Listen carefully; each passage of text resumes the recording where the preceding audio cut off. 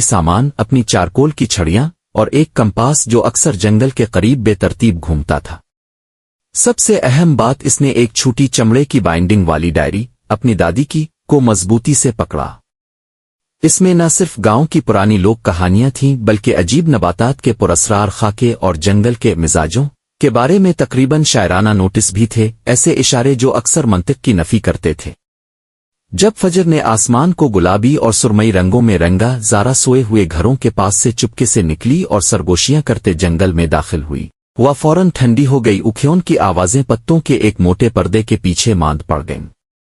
یہاں کے درخت قدیم تھے، ان کی گانٹھ دار شاخیں بھولے ہوئے وادوں کی طرح مڑ رہی تھیں۔